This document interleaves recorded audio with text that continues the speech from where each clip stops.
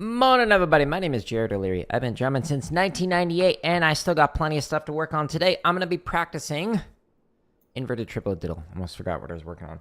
Now, in these streams, I'm basically doing like office hours. So I'm here to practice, and if people have questions about how to drum or how to teach, then I will answer those questions in the different chats that I have up on the screen. Because we've got a Instagram, Twitch, a vertical YouTube, a horizontal YouTube, and some other platforms that chat's disabled on.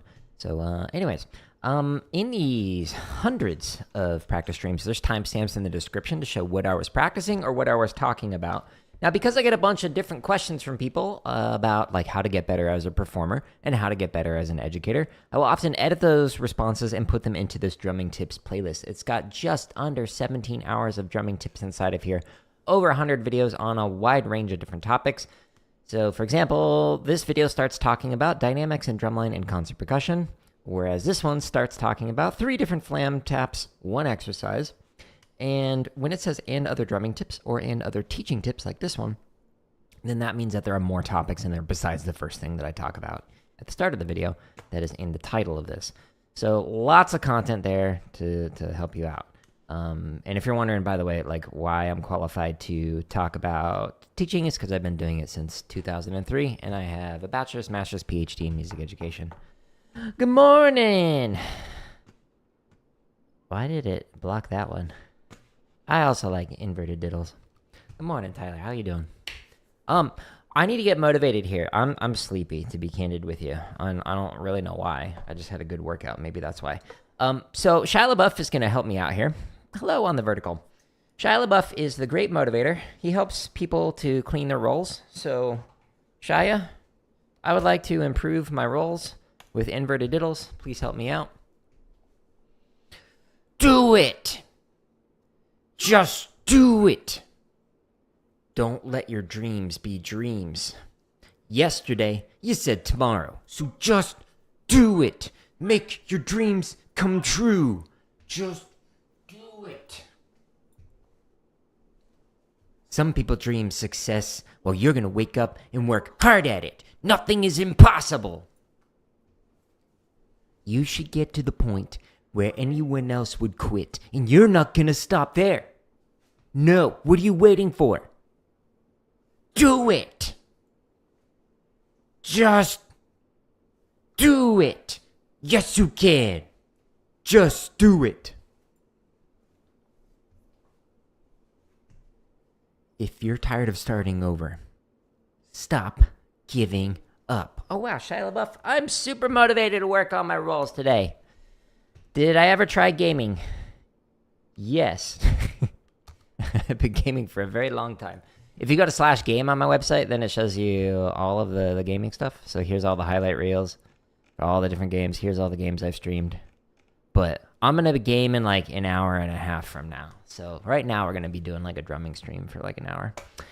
You're looking to apply for... Oh, you're going to apply it for some of the members of the drumline? That's awesome. Yeah, Tyler, if you have play-alongs, by the way, that you would like me to write out for you, for your members to be able to practice, that's something that I could definitely do. So let me know. Like that exercise, that AB exercise, like that I could easily write out as a play-along, or something, obviously, different than that. But anyways, speaking of play-alongs, there's thousands of them. If you go to my home tab of YouTube, or go to jaredoleary.com/drum, it takes you to here. There's currently 82 chop exercises. There's a ton of things to practice, but there's also over 1,000 grid variations in here. Just click on one of the playlists to like work on your flam 5s, either as 16th note or as triplets, whatever you want to work on. There's a bunch of limb independent stuff. I was practicing that yesterday, so you can check that out if you're interested in it. There's almost 500 marching bass drum stuff. There's 498 of them. There's a bunch of drumline cadences. There's some sight reading exercises, over 200 of those, and there's over 460 technique exercises now, and I'm actually going to be working on some more later on tonight, so stay tuned for that. More to come, and there's over 17 hours of drumming tips. This playlist alone has 16 hours of drumming tips inside of it from Q&A on these live streams, and then there's all these like scripted lessons and whatnot, like how to hold traditional grip, or this one's going to come out later publicly, but it's flams are actually complicated. You'll see when it comes out. You'll see. You have to work with me on that one? Yeah, no, I'm totally down. Happy to help out with that. But we're going to be actually playing a standard exercise. So it's called triplet diddle. When you go into here, it takes you into this playlist. You'll find 3 different variations for each one of these. So there's triplet diddle. There's triplet diddle without a check. So it just goes straight into the rolls. So working on cold attack rolls or diddle variations. And then there's inverted triplet diddle.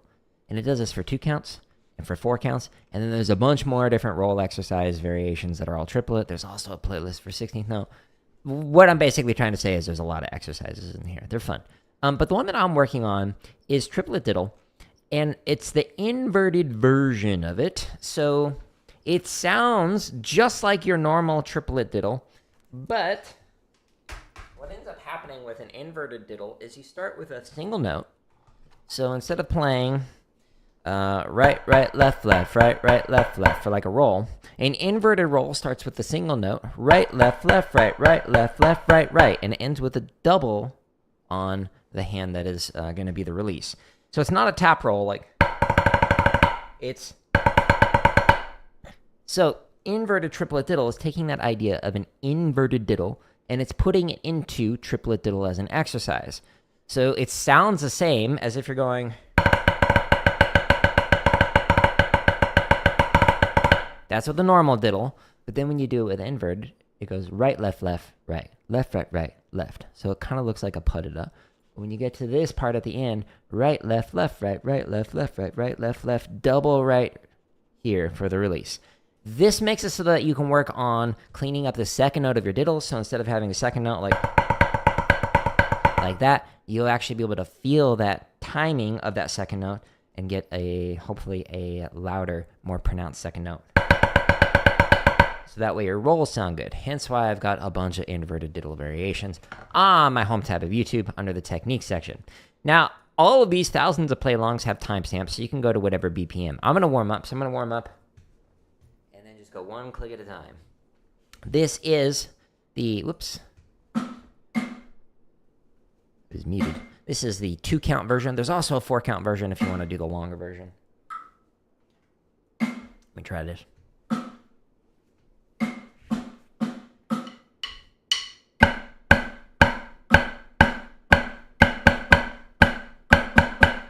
I'm used to playing the longer version,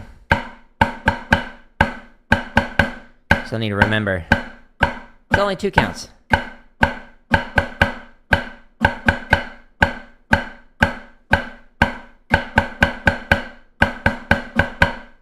Again, it sounds like normal triplet diddle,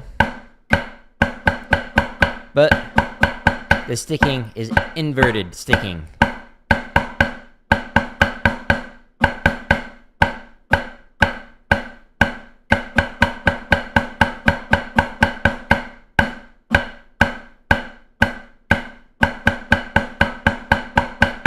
Sweet.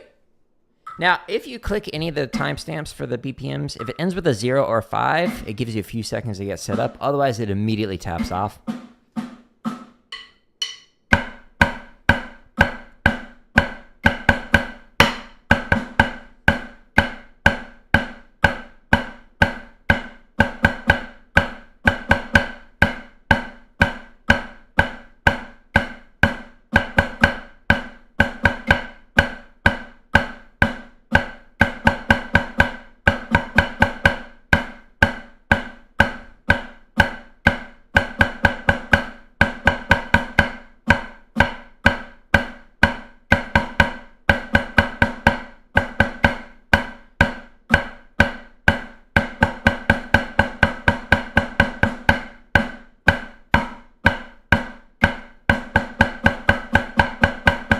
Reading through your comments, Tyler. Yeah, that's good that you're focusing on the fundamentals. It's cool to play exercises that are like really groovy and unique and like challenging, but the fundamentals are what pays off the most. But yeah, happy to like help out with that if I can.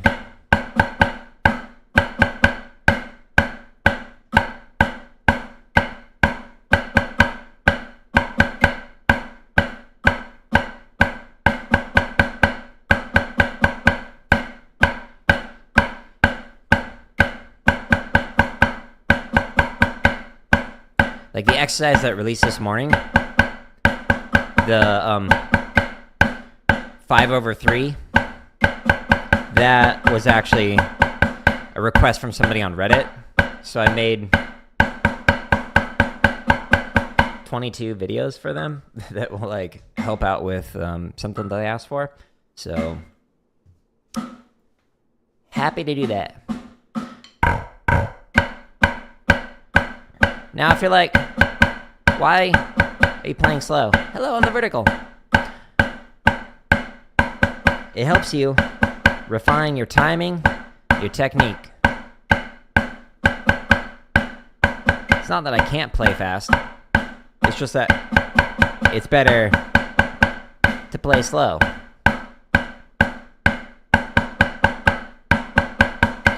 What country do I live in? United States. What about you?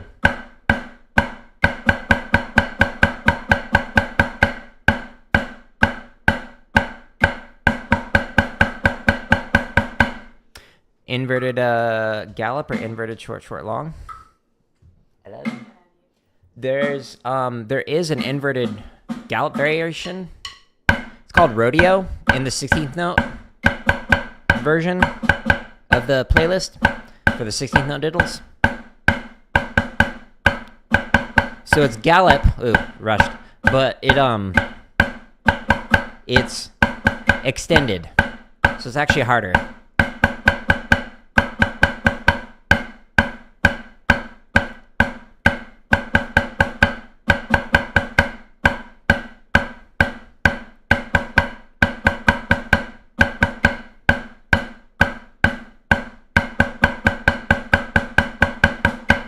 You joke, Tyler, but you know that's some of the questions I'll get, or that you will get as an instructor as well. I, too, used to wonder those kinds of things, and then I, practiced more and realized, oh, there's a reason for that. Anyways, so, Tyler, if you go to the Home tab, and if you scroll down into the Technique section, all the way down in the 16th note diddle variations, there's gallop, but it's the extended version that I wrote out. That's called rodeo. So rodeo, a variation of gallop. And then there's the inverted rodeo, a variation of gallop. So it's your normal exercise with inverted, etc. And so this is the first page, which is like gallop. When it gets to the second page, it basically flips it. So it's like a mirror image of it. So that's what this exercise is in terms of like in relation to the original gallop. And so this is the inverted version, but if people want to play the normal version, then they can go to the normal version, which is here. And so it's just got it written out as diddles as opposed to as inverted diddles. And then there's also, if you go back into the playlist that I was just warming up in, if you go into, again, the technique section and go into here, triplet diddle variations, there's triplet version of rodeo and an inverted triplet version of rodeo. So it's the same idea of gallop, but it's written out as a triplet variation. And so you're doing it as triplets while going through it. So like right hand diddles, left hand diddles, etc. So that might be of interest to you. But let's stretch and massage, and then we'll get back to drumming here in a minute. Highly recommend stretching and massaging every time you practice, even on days off. So the first one that I'm going to do is stretching the sides of the forearms. So I'm holding my palms facing up. I pull in, I push through. Ooh, it feels good. Do, do, do, do. And now we go out. Now, if you do a snare drum, like I used to do, you can do a rotary motion stretch like this, where you stretch to one end of the extreme, hold it there for like 20 to 30 seconds, and then rotate, hold to the other end of the extreme. But I don't do rotary techniques like traditional grip or Stevens grip anymore, so I don't need to worry about that kind of motion. Next thing I'm going to do is stretch the underside of the forearms. Oh, that feels great. So you could pull it back one at a time like this. You could do it on your pad like this, or if you do it on the wall, the lower you go, the deeper the stretch. Ooh, that feels good. I'm going to do it that way. Don't put all your weight into this. This is not like a strength thing. This is just, you know, spa time for your arms. Getting relaxed. Oh, wee.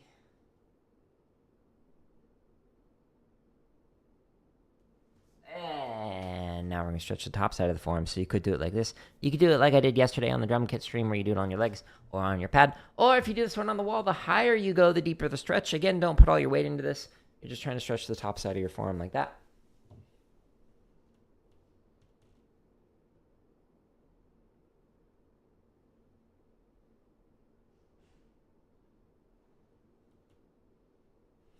And the last stretch, thumb to thumb. Ooh. And then I'll show you a quick massage routine. Doing this to keep my hands healthy. So as somebody who's been drumming for almost 30 years, I almost had to stop a few years into it because of hand injuries. And so I met with basically a doctor of handing.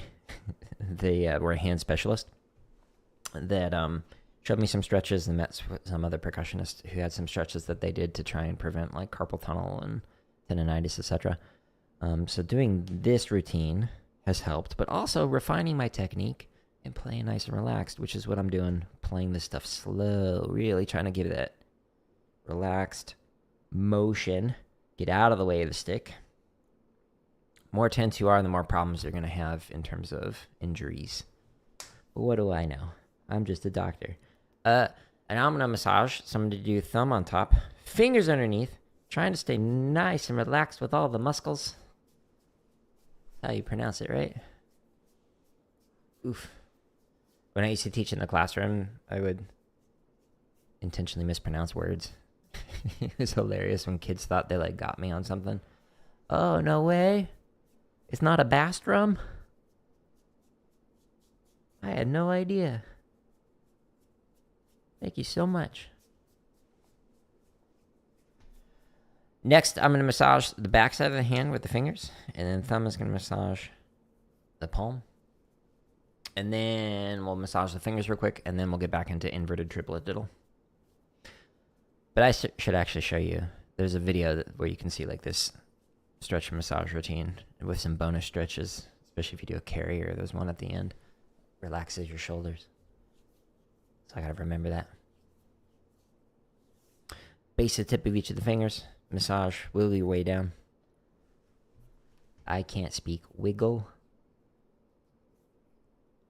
Enunciation is apparently difficult for me this morning. It's one of those days.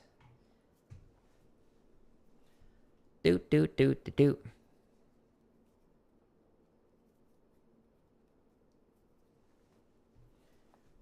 Ooh, middle finger's tight. By the way, so I'm doing massaging base of the tip of each one of the fingers, but I'm doing it like twice. If the finger is tight, then I'll do it longer for that. So you might need to do it 3 or 4 times depending on how tight your fingers are. Now, the video that shows the stretch and massage routine that I was doing on my home tab, if you scroll all the way down to the tips and lessons section, this first one is like the Q&A for me answering questions on these streams about how to drum or how to teach. But in the drumming lessons, these are all like scripted ones that are like on one specific topic. So if you want to see this stretch and hand massage routine for your hands, just go to this one. This hand routine saved my drumming. So it's the one that says pain-free drumming on it. So that is a better camera angle than what I'm demonstrating here. But let's scroll past the thousands of free play-alongs, and let's go into the technique section. So the one that I was just warming up with is a triplet diddle variation, 2-count version of the exercise, but with inverted diddles. So we're going to go into the triplet diddle variations playlist. Click. And again, there's multiple variations of triplet diddle in here. Normal, normal without check, inverted version. Then there's 4 counts, etc. So like there's a ton of stuff in here. There's even one without check as inverted. Combo platter. All right, so we click. And we were at 45, so I go into the timestamps in the description, and you can play this at any BPM you want. The slower you go, the more controlled you have to be. I highly recommend it. I can play this significantly faster. Am I going to? No. Sorry, it was muted. We're just gonna let it go one click at a time to focus on relaxed technique. Try and get that second note of the diddle to be nice and even.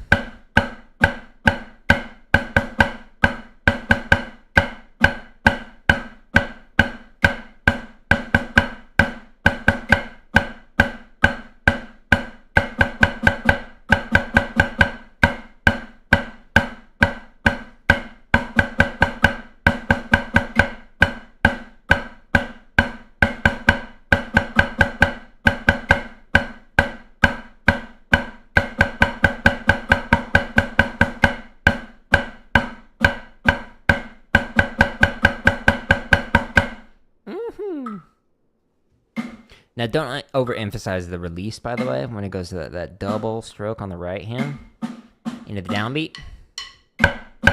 Like the diddle on 3. I'll demonstrate it here.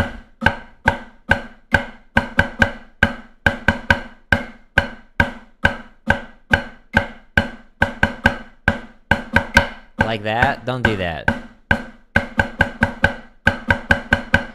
Just keep it nice and even. Or like that.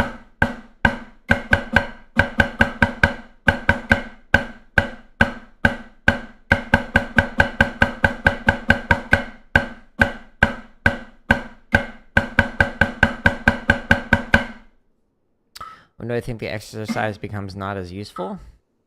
Well, it depends on what you're working on. Let me think of it. Do that.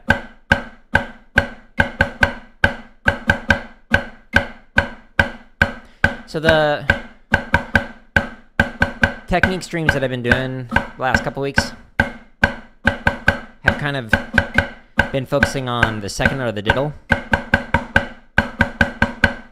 And so I've been modeling this because of some questions that I've received. So I'm demonstrating like what you could do to improve it. In terms of like the speed that I'm going up to, the reason why I chose the 2-count version versus like the 4-count version is because if you look at the timestamps in here, like if I were to go up to 100 beats a minute, it would take just under 40 minutes to get through there. And so I chose this just to get to like a moderate tempo. So like 100 beats a minute with triplet diddles is quite frankly slow. No offense for beginner drummers. But anything below 100 I feel is like just a good use of time to work on technique. And then usually stuff beyond 100 for like 60th note, maybe 120 for like triplet. Depends on if there's flams, etc. Like then it's more of like a speed thing that you're working on rather than just focusing on the technique and whatnot. But just kind of treating this as like a chill, just refining my diddles and whatnot. Nothing too complicated with it. Nothing too fancy. But the amount, I figure if I spend about 40 minutes on it, then I get to a good timing to get to 100. Even though I normally prefer the 4-count version, I just kind of want to show it today that even though I'm starting at like 40, it's doesn't take that long to get to a faster speed. So in like one sitting, you can get to triple digits. Extra seasoning on that little free rim shot there. Enjoy. You don't even have to be a paid member for that. Late.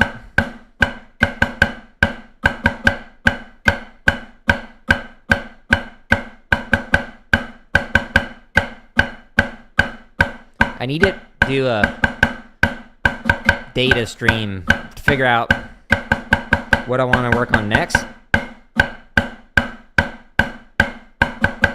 I think I want to get back into tenors. So I think that's probably what I'm going to do. Oops.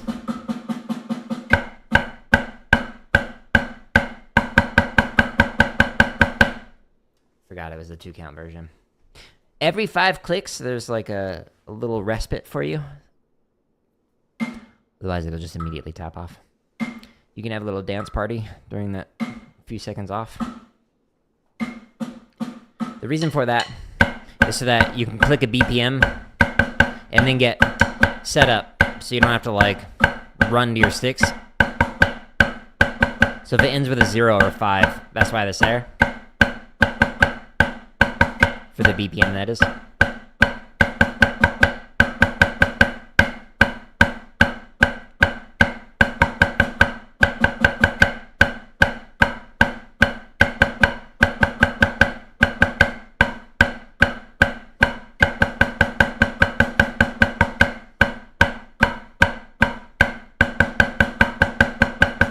Now, when I'm doing this, the way that I'm playing is with a kind of stroke that is allowing the stick to vibrate. So I'm trying to give enough space in the hand so that the stick is not choked off. So if you squeeze too hard, whether it's at the fulcrum or with all of your fingers, it's one, limits your wrist motion. So you're unable to bend your wrist. If you don't believe me, do a floppy wrist. And then when you squeeze at your fulcrum point, you're not able to bend your wrist anymore. So as soon as I squeeze, my wrist can't bend. So it becomes this like pumping motion. So I don't want that. I want a nice relaxed wrist. But also, the way that I'm playing this, I'm trying to get that hum in the stick as opposed to this, where I'm absorbing the sound. So I want the stick to transfer the energy into the head or the pad rather than into my hand. So when I'm playing through this, I'm feeling that tickle as opposed to... Even though it's the same like height, this sounds way different. And that's just an opening of the space. That's not an increase in the velocity. If you start focusing on the velocity as well, then you can like really hit the stick extra good without squeezing. But right now I'm just focusing on relaxation rather than velocity.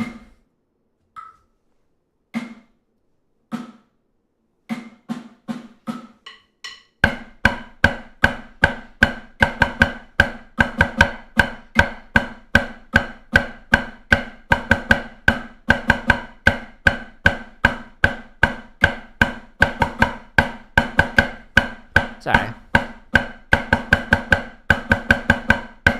Forgot to bring the music back.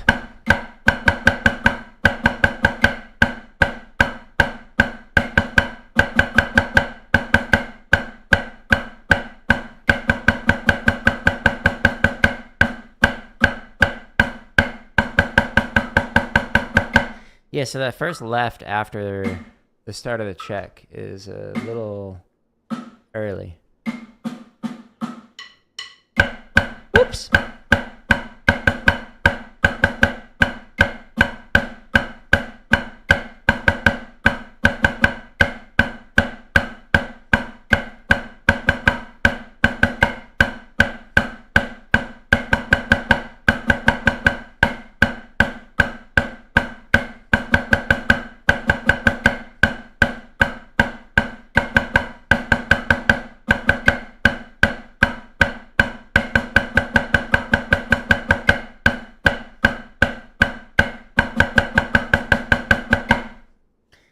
Yeah, thinking about your comment more, Tyler, like the idea of it's feeling like you're winging it at faster speeds.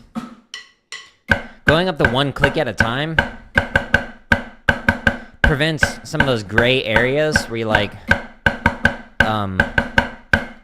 transition from a slow technique into a fast one.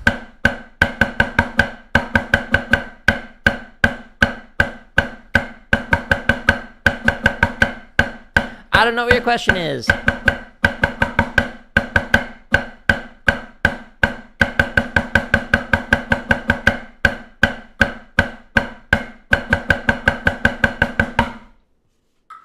Yeah, I don't know what your question is on the vertical. It's a weird question. But so when going up like the one click, it just prevents that. But if like I had students who would go up 10 clicks or sometimes like 20 clicks depending on what they were working on. And let's say they went from something like this exercise, it might be like in the 90 BPM, maybe like 110. somewhere around here, there's this like weird, like I'm playing with a nice relaxed technique. And then as soon as you get into a faster, like roll or whatever it is that you're working on, flam accents, don't really know. Then like all of a sudden they just like start tensing up. And by going that one click at a time, it gets like really awkward at like, let's say 86 beats a minute, whatever it is that you're playing. And like sitting with that awkwardness and getting it so that there isn't that transition. It's just one continuous technique throughout for whatever it is that you're working on. Again, trying to play this stuff slow, but with a fast technique, can have profound impacts on cleaning some of that stuff up, especially when it comes to rudiments. Like that's where I like mainly use that with. And then the like the slow, fast, slow, and the fast, slow, fast variations, where it's like one measure at a time, and then it goes 1 BPM faster. You can find that in the technique section. Those are also great for like working on, like I just want to play my flam 5s and start off slow and then have it speed up slowly, etc. until it gets faster and faster. That's like another great way to work on it. But for the exercises, just the one click is good. Do.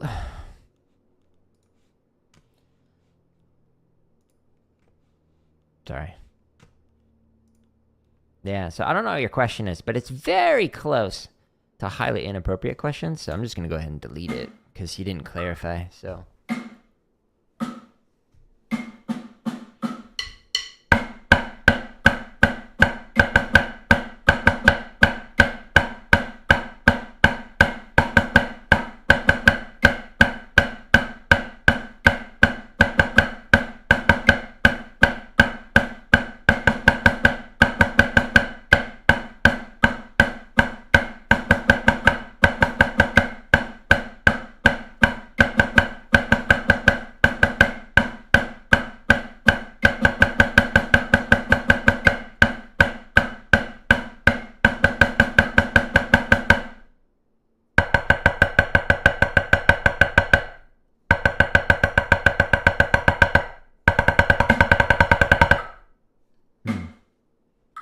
Focus on that, like, hand-to-hand difference. Early. I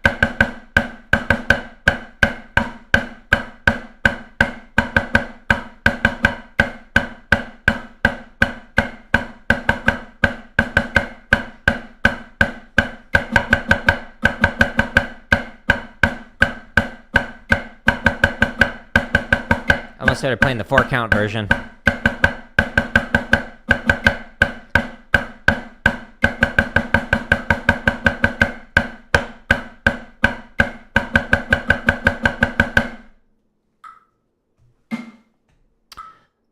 Preferred method of individual contact. I have like DMs turned off on everything.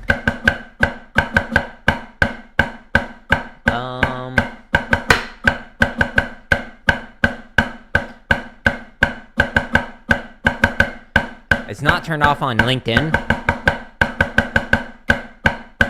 Do you do LinkedIn?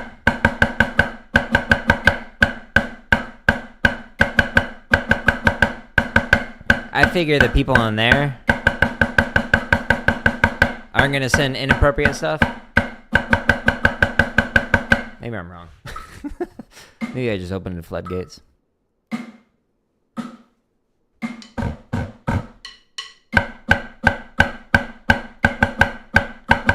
Yeah, so you can find my LinkedIn on my website under the socials in the tab.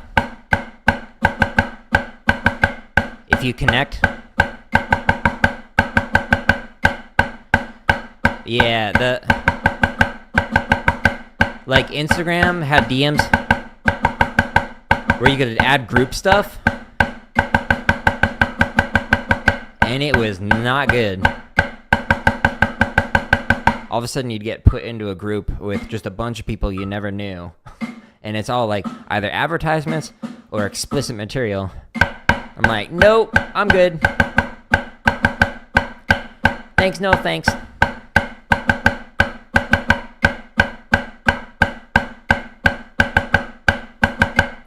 Most of the LinkedIn stuff Is somebody trying to sell you something, though?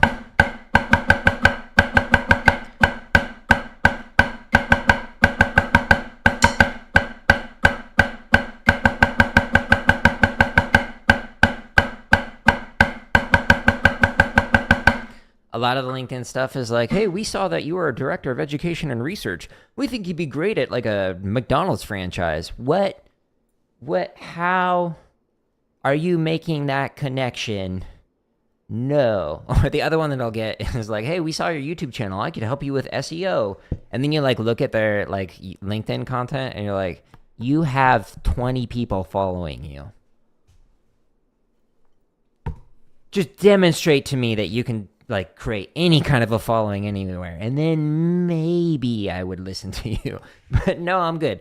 But LinkedIn would do that too, or Instagram would do that too. That's why I just like ended up turning off the comments, because there's all like bots like, hey, this is really good material, like I could totally like just promote this on here if you just pay me like $30 and I'll put it on my Instagram account. And it's just like cut and paste like the same stuff. So I like started adding in words like Discord or like viewers or like things like that to like just like automatically ban them. So that way like I wouldn't get those like bot like comments and whatnot. But man, it just kept coming. So I was like, all right, I don't care. I don't use Instagram, so let's just get rid of that.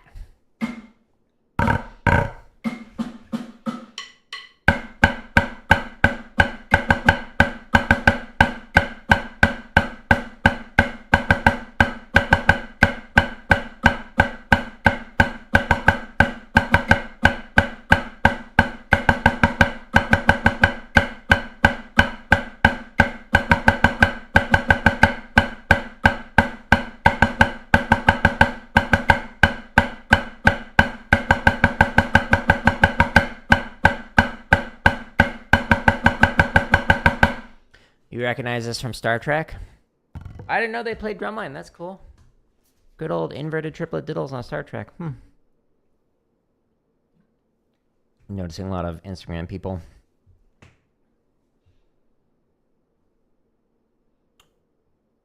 Yeah. No, I totally hear you on that. Yeah, I post and ghost on Instagram. So like, I just basically share the YouTube content, the shorts that like point to like all these long form like play alongs and whatnot. So like my Instagram is basically just this. It's like these what would be reels that like basically point to, hey, here's where you can find all this stuff on YouTube. But I don't follow anybody on Instagram because like I don't use it. Like YouTube is basically the only platform where I like actually follow people or subscribe, I guess, to like watch content. But I try and stay off of the short form stuff because it's just like if I have like 5 minutes to kill, would it be better for me to swipe and just like passively consume content, or would it be better for me to like practice Duolingo? Like I try and be more productive. It's not that there's like not a place for like leisure and whatnot. It's just like when I would watch some of that short form stuff, it just like I'd come away from it and go, what do I even remember from the last 10 minutes of swiping? And it was like I got nothing out of it. It was just like it turned my brain off basically. And there's other like more beneficial ways to do that. I think my voice is getting raspy for some reason. It's weird. Hello, insert name. Yes, yeah, exactly. Yeah, Tyler, the amount of like cut and paste stuff, I get emails from that too. I'm pretty sure they're grabbing it from like LinkedIn or something, where they're just like, it's the most generic stuff, and then they have even the most generic, like they just keep replying like, hey, you're a director of education and research, don't you want this? Like, this is a great opportunity. Like, don't you want to learn more information? And it's just like the same cut and paste, and then they'll try like a different email address, and just like, dude, take the hint. Like, I'm not interested. Thanks, though. Although, Tyler, since you also stream, I'm sure you get this too. I'm starting to get it on YouTube sometimes, but it's usually on Twitch, where it's like a female name, very like explicitly like Stephanie Jessica is like their name or something, like super feminine name, and they'll like pretend to like engage with their content and like, oh, do you like stream this kind of content normally? And then like it's just always this like they never actually like really reply to what you're saying like at all. It's just like a generic, just the same like series of questions, and then they just like, oh, I just like happen to finish my degree in like digital artwork, and I make like stream emotes, and it's just like no. On Twitch, it explicitly says I'm not interested in you selling my stuff. It is just like I'm not gonna buy your things. Princess Daisy, yeah, exactly. Yeah, it's that kind of stuff. It's so like transactional and so annoying. And so like sometimes I'll like give them advice like, hey, the last 10 minutes of you trying to pretend like you actually like care about the drumming or the gaming content that I create, and what you could have done instead of like doing these like one-on-one interactions, you could like actually create content that like highlights your process for like creating unique, interesting things that might be beneficial to people who actually want to buy things, because I certainly don't. And I make that explicitly clear, especially on Twitch. It like says it in the agreement that you have to. Thank you for the jump scare. It says it like before you can comment. But when they do that kind of stuff, it's like if you had spent, let's say, an hour working with, I don't know, maybe like 12 people, spend like 5 minutes per person, like trying to basically persuade them into buying your content without them even seeing any of your work. Like if instead you had spent that hour like just like creating a short like on YouTube or like an Instagram reel or whatever, carousel, doesn't matter, that like highlights your work, and then it shows it to potentially thousands of people, or as opposed to, a dozen people. Like imagine where you'd be with that kind of stuff. But what do I know? Sorry, reading through the comments.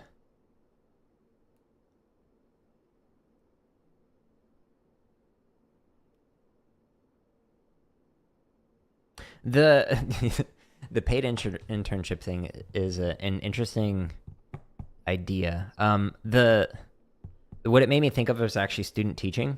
So as a student teacher, you're basically an unpaid intern. So when you're getting your degree in education for, well, undergrad or master's really, but usually your undergrad, when you go and do your student teaching, you spend like a whole semester, sometimes 2 semesters, where you are, depending on the university that you're with, you have to sign a contract that says you will not work X number of hours a week. And so you are contractually obligated to basically say, I'm going to take out loans or have to have like mommy and daddy pay for my existence over this next semester or sometimes year. Like the university that I was a supervisor at, we shifted over to a year-long model as opposed to like a semester for that internship, the student teaching. And it's crazy. So like a lot of the tech places would be like, oh, well, you can't have unpaid interns. And it's like, great. On board with that. What about in the education system where we're not going into a starting career where we're making $60,000, $100,000, whatever. Like you're going into it. My first job was actually technically high for the district that I was in, but it was like $28,000 as an educator and as a full-time educator. So it's like we have to take a whole semester of basically saying I'm not going to work and not going to make money. And then we're going into a job that pays like pennies. Like with my doctorate, I was making $45,000. And that was with like a bonus for being a mentor in the district.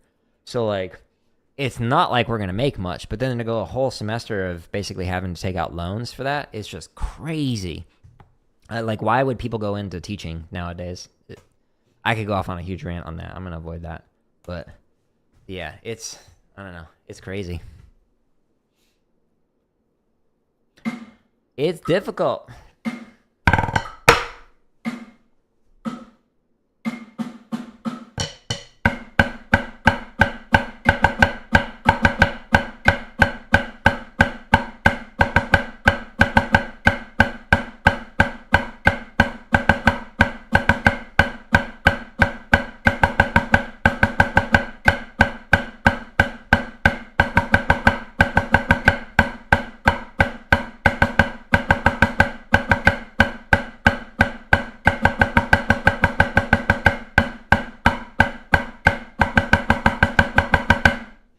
It's like, what's crazy is like one of the students that I'm aware of, I'll be vague with this, was literally living out of their car because they couldn't afford it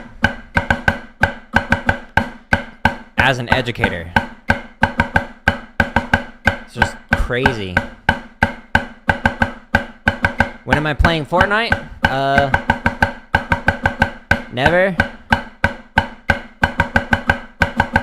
Today's Crow Country.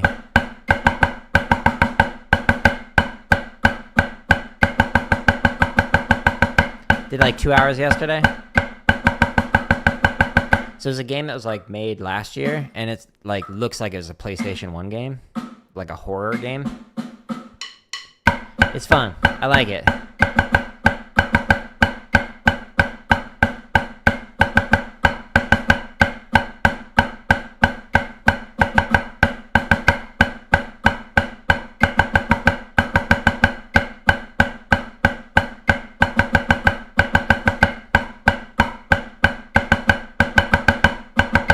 Whoops.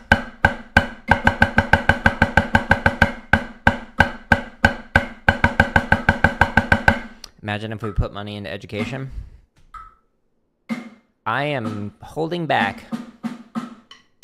I could do an hour-long rant on that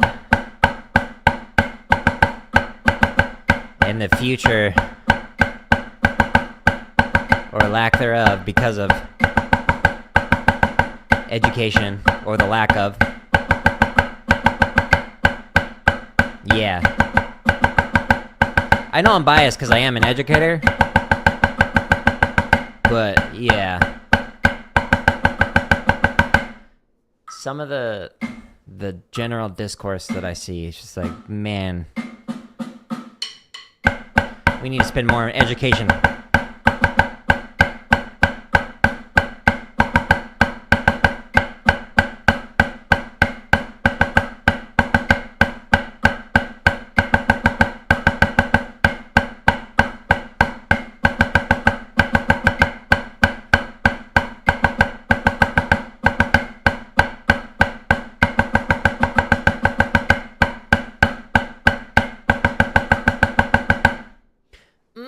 Although I am starting to see some people like wisen up to the fact that there's just a ton of engagement bots that are intentionally trying to disrupt things, kind of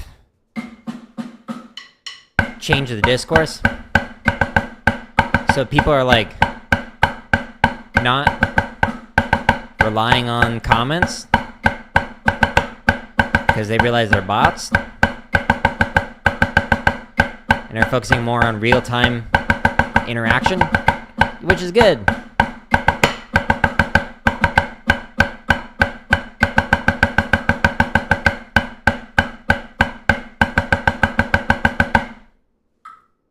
But I'll leave it there. I don't want to get political. I avoid that.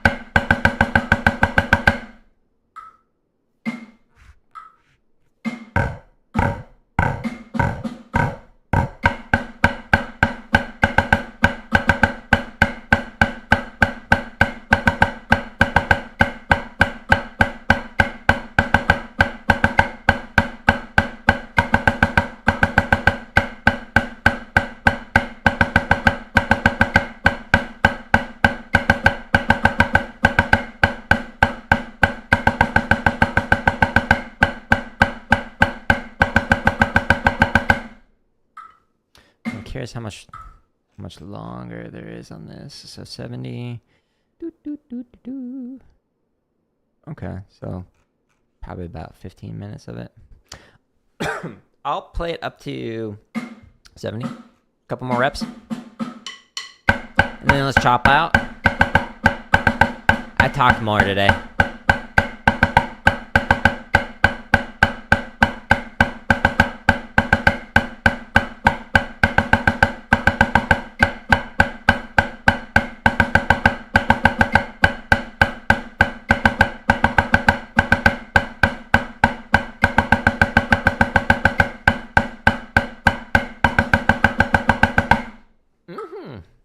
Last rep, and then we'll chop out.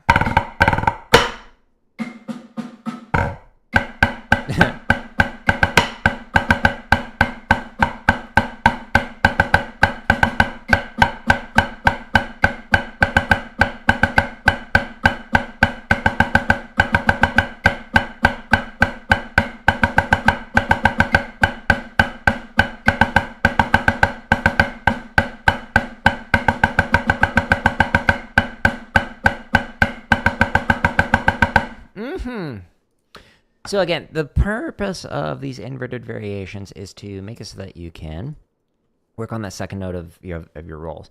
So in this triplet diddle variations playlist, there's currently 39 videos inside of here. So this is just one of the triplet diddle variations that you can do to improve your rolls. There's a bunch more that have like accents, that have like no check or check, etc. So there's a ton of content in here for just the triplet rolls. But if you scroll back down on the home tab and go into the technique section again, inside of here, there's also the 16th note variations. And inside of here, there's a bunch of exercises, but there's also stuff that I worked on the other day, like the roll timing variations. This is another way to work on the second note of your rolls. There's also like some of the double beat variations that you can work on. There's a ton of content just in the technique section. But in the last like 10 or so minutes of my streams, I want to just like chop out, just kind of have some fun reviewing something that I already know how to play. So most of the time that I'm spending practicing is focusing on stuff I'm not good at yet, or the things that I want to refine, and I go through it slowly.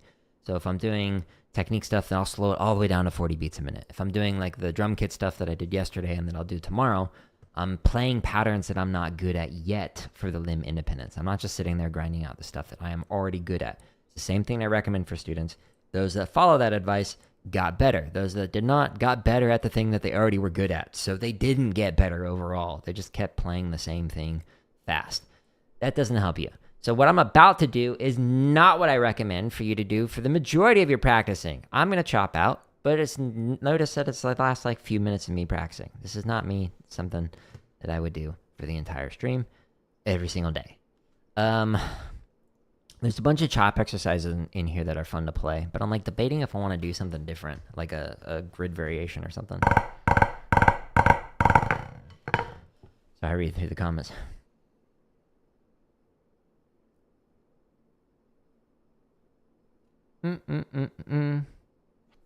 So there's actually there's an exercise variation that I learned from Jeff Queen when I got a couple lessons with him.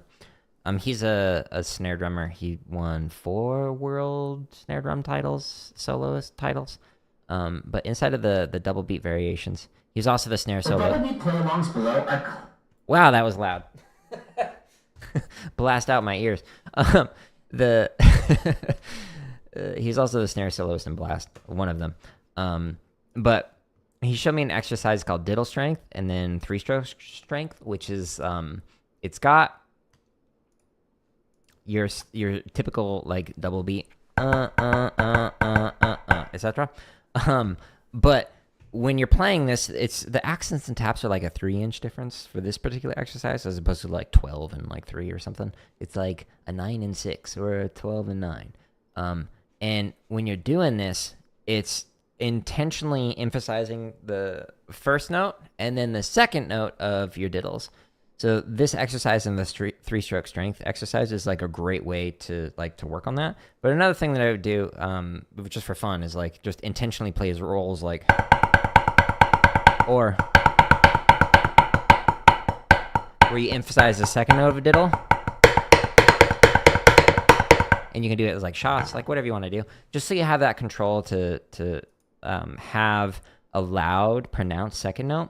But I actually worked on it so much that when I was getting lessons from Glenn Crosby, he was like, you have the opposite problem of everybody in that the second note of your rolls are actually louder than your first note, because I was like focusing on that so much and spent so much time on it that it gave me the opposite problem. So find, a happy medium right in the middle. That'll be good. Hence why I continue to work on it. Man, that was so loud. I only need 1 Jared screaming, not 2. Thank you for the like. But do it. Sorry. Any thoughts on how to practice as an educator versus as a student? Do you mean like practice, like teaching, or practice performing as an educator? Oh, what can you be doing on the pad at home as an educator? So for the thing that I like to focus on is the stuff that I'm not good at yet in terms of like the gaps that I'd like to be able to teach. So like I spent less than 1% of time on drum kit. Drum kit is like the thing that I practice the least, which is why I'm like prioritizing it on these streams. Like if I take a day off, I'll come back usually with like a drum kit stream, as opposed to the stuff that I already know how to do and have spent more time on, like on marching rudimental stuff or concert stuff. So like I need to prioritize playing tenor drums again because I march snare. I didn't march tenors, so I need to work on that. So like as a caption head, the fact that you're working on like your traditional technique when you marched with match grip, like that's a good use of your time. Working on like bass splits, that's a good use of your time. If you've worked on like mallet stuff, that's a good use of your time to like figure out like those things so you can speak the language and understand what is being taught and understand how it fits together. But like those are all things that you can do. It's just like where are the things that you don't feel comfortable teaching? Like if you were to step in front of a snare line, would you feel as comfortable as the snare tech, or would you prefer that they do it? And like for me, because I march snare, like when I take that question and I flip it and I think of, well, what am I comfortable with at the moment? And the thing that I'm how do I want to phrase that? As somebody who like march snare, I'm super comfortable with like getting in front of a snare line. I'm less comfortable with getting in front of a tenor line, which is why like I have spent a lot of time over the years outside of like rehearsal, like learning how to play tenors, both from a performer's perspective, but also learning how to play the tenors backwards. So I could just go up to a line without having to like pick up the drums to demonstrate something. I'll just play it off the left and like move like this, move with like this like U-shaped as opposed to what you normally do with here. It's really awkward trying it from the front, but I would literally just like flip my pad around so that way I could get used to this. It just made it a lot easier to tech a tenor line, being able to play it backwards off the left, inverted basically, flipped. So like stuff like that could be things to work on as an educator. But there's also like the how do you practice teaching? And for that is something that you can also intentionally put time into. So I was teaching full time in an elementary school, and then I taught high school at night, and then on the weekends I taught privately, and I had like 25 students. So like I was teaching all week long. So and then eventually like that evolved to, instead of teaching high school at night, I was teaching at the university level at night. So like it was a wide range of teaching experiences, but also I would experiment with each one of those. So like if I had like 4 fourth grade classes in a row, each time I'd like iterate on it. Like what could I do differently? How did that work with this class? And I made a change. How did it work for the next class that was the same lesson, the same content, etc.? Like that's something that you can do is approach like, okay, I want to work on cleaning up this exercise. For the next 10 minutes, I'm going to focus on teaching this way. And then the next 10 minutes after that, I'm going to focus on teaching this other way. And so you just keep like trying to teach in different ways. Like sometimes to the success that you want, and sometimes it's like it's a bit of a flop. And both of those are like rewarding for you as an educator to figure out like, well, why was it a flop? Like I've seen some people try and, all right, we're going to do a completely silent rehearsal where even the instructor is like going to try and become more expressive with the way that they're communicating things educationally through their body language. And so they wouldn't say anything.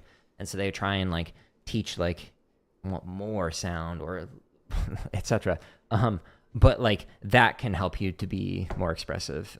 Like even before rehearsals, you can set a goal like, hey, I want to ask more questions of the students, or I want to model things better, or I want to talk less, play more. Like these are all like little goals that you can set for yourself for the teaching side of things to try and improve.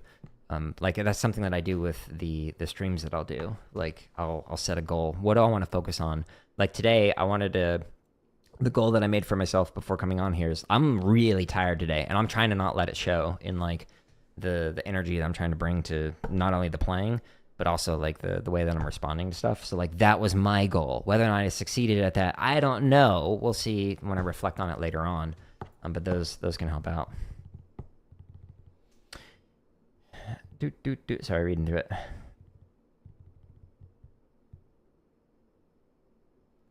You've never done cymbals? Yeah, neither have I. I had a cousin who, I have a cousin who did cymbal lines for WGI and DCI groups and whatnot, and he knows a lot about it. But yeah, that would be an area to like that I could improve to work on is cymbals, but I've just never had that. So like 1 year we had a cymbal line, but it was like for some of the movements, and then they like were in the pit for the rest of it. And it was a Buddy Rich show, so it was like very drum set themed, obviously. So they like basically held cymbals for like the snare line and whatnot for like some drum breaks, and I think some other stuff. But it wasn't like a huge part of it, so like I never really learned cymbals. But yeah, totally, like that would be an area that I would also work on. Sorry, you didn't know that Jeff Queen did a INE solo?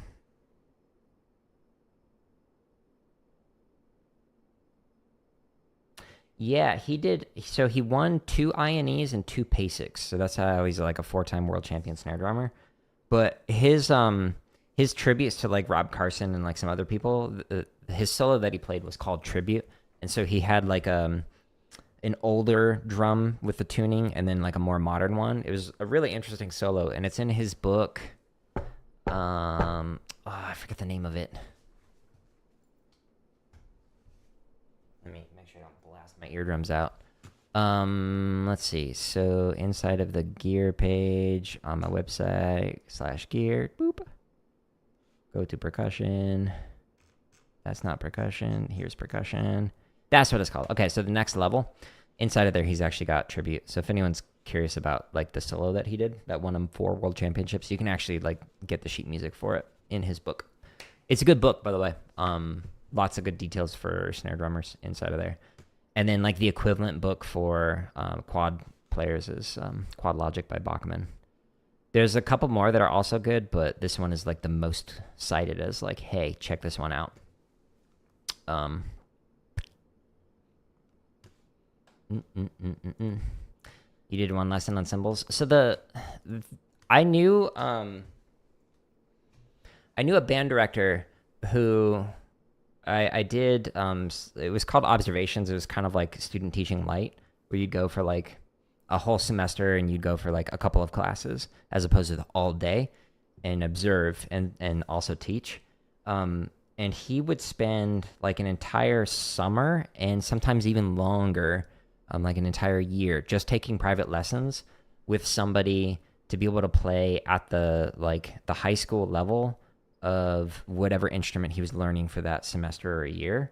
And so like he was a low brass player, so baritone, euphonium, and he would like spend a whole semester or year just like, I'm gonna really work on oboe, and then I'm gonna really work on clarinet, and just like going through them all. And because he taught like elementary and middle school groups, like playing at the high school level was like good enough. But like as a band director, it's so hard to learn all the instruments at that level. But he was thinking like really long term, like where do I want to be like 10, 15 years from now as an educator? I want to be able to play at this like level for all the different instruments. And so he could pick up any instrument and model it. And he had like behind him like just a row of instruments. He'd be like, oh, flutes, it's supposed to sound like this. And he'd pick it up and then, oh, trumpets, it's supposed to sound like this. And then he'd be able to model it really well. So like I did that to a lesser extent when I was a band director. So I would play on drum kit, and I would model something usually that I could play with like one hand, like a trumpet. So that way I could still play with one hand on the snare, and then like my feet playing the bass and the hi-hat. So I was basically the metronome as opposed to going up and conducting. And it worked out like really well for the students, because especially at the elementary level, they were used to just listening and not necessarily like looking at how refined your ictus is when you are conducting. They didn't care about that. They were just trying to figure out how to hold the instrument. So I focused on that. And then I'd also model quite a bit on flute, because it was like easy to pick up as a wind instrument without having to get the reed wet, combining the words. So like that's why I like that instrument. And then the trumpet was something that I could play with like one hand. But getting good at those different instruments and being able to model it is good. And the same thing for if you're like on a caption head on a drum line, you got to be good at all the different instruments. But that's my rant. I'm sticking to it. I talked a lot. My throat feels funny, actually, whenever I'm getting a cold. Let's chop out real quick. Another chop section. There's a bunch of different exercises in here. This is kind of speaking my name as the float drag variations, but there's a bunch of other cool stuff like chub variations, shopping sprees, etc. I'm going to go through and play. Sure, I accidentally clicked on it, but sure. You have 7 basses? Good luck. I'm curious how the writing is going to be for that. Because like some people, they write the low drums as like impact. So like our bottom 2 impact is bottom 1 impact. I personally wrote everything as a melody. So like the bass line strongly correlated with what the brass line was doing. Long story. I have seen some like crazy bass lines before. I think the biggest one I've seen was like 10. It was for like a college group. It was a choice.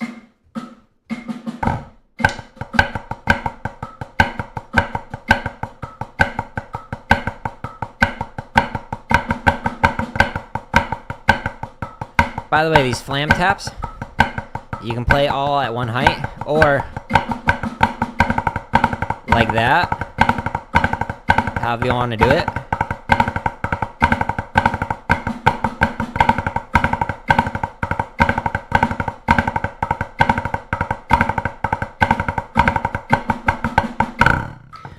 So, whenever you're doing a flam tap, you can, or you can try and like go like in between where it kind of like decrescendos. So accent in the middle and then your next grace note. Or you can try and make it as actually flam tap. So there's like 3 variations of flams. When you're practicing an exercise like this, just pick whatever one you want to play for it that you are most interested in doing. But let's jump up. Let's go faster. Let's drop out. I'm trying to think. Oh. I was like, why did that message get blocked? Oh, that's funny. I have a feeling I know why, but I unblocked it.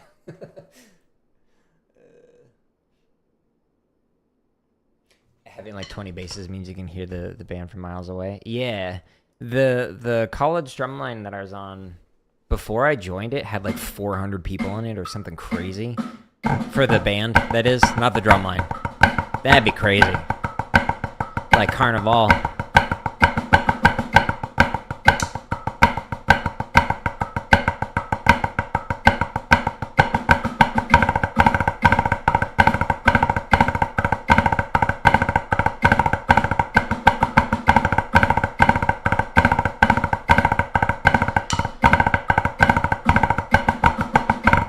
Oh, that reminds me. So one of the things that you could do that could be interesting is 2 different melodies going on in the bass line, especially with that size, with like 7. Remind me, and I'll show you. I'm pretty sure one of the cadences has it that I wrote.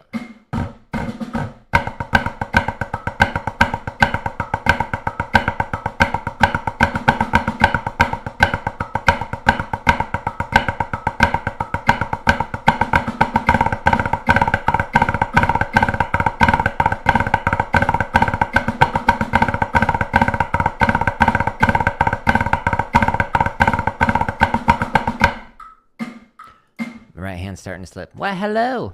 On the vertical. That was 150. This will probably be my breaking point. I almost dropped my stick there. My hands are feeling slow today. It's one of those days.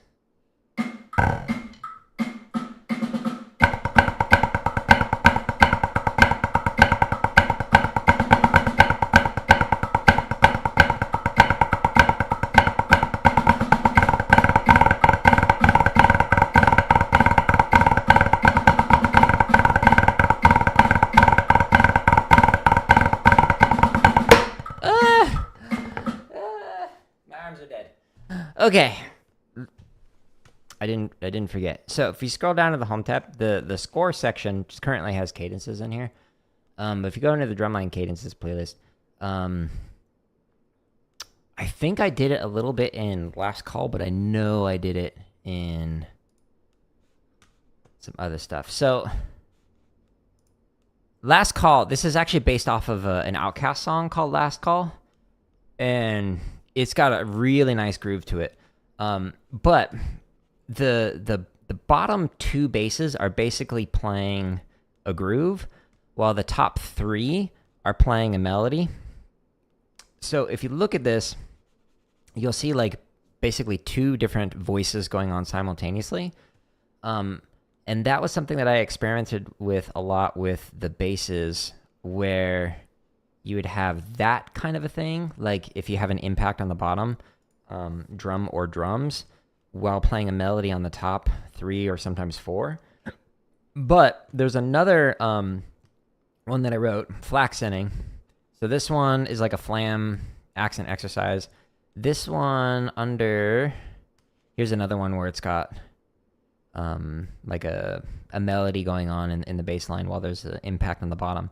But where is it at?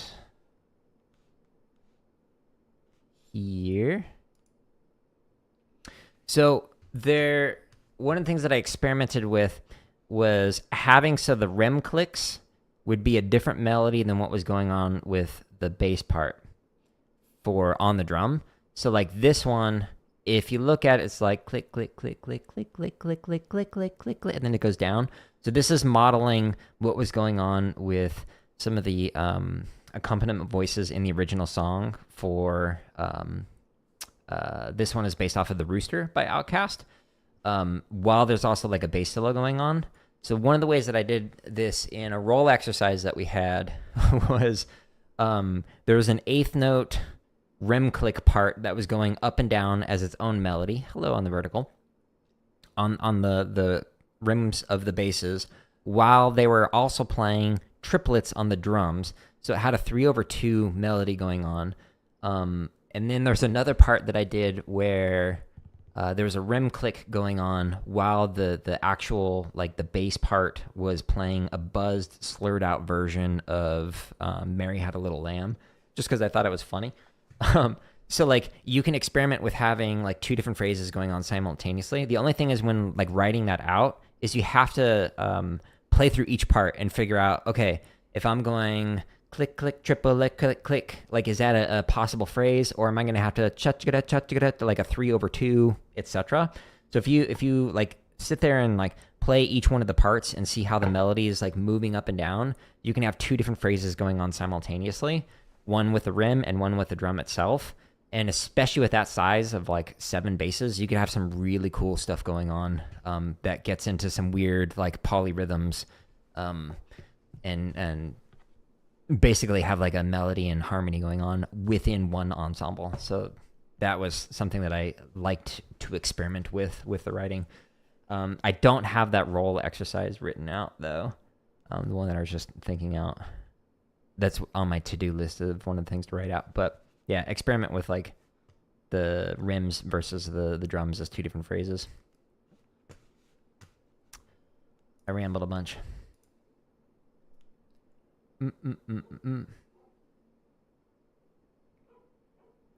Having a low threes doing unison impacts and having the splits on top. Yeah, you could definitely do that.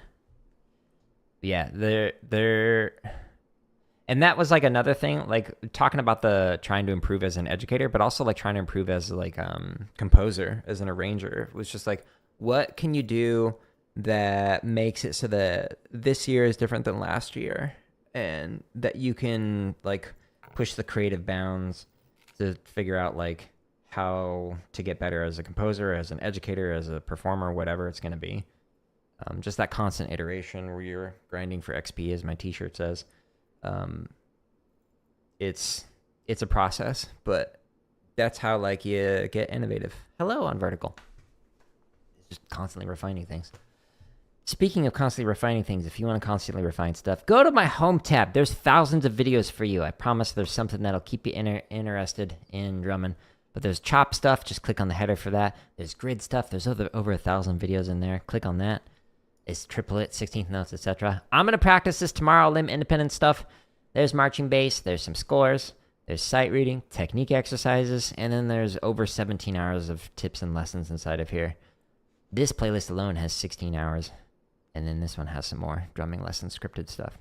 I'm going to do a gaming stream here in probably about 15 or so minutes, but it'll be a shorter gaming stream because I have a conflict later on this morning.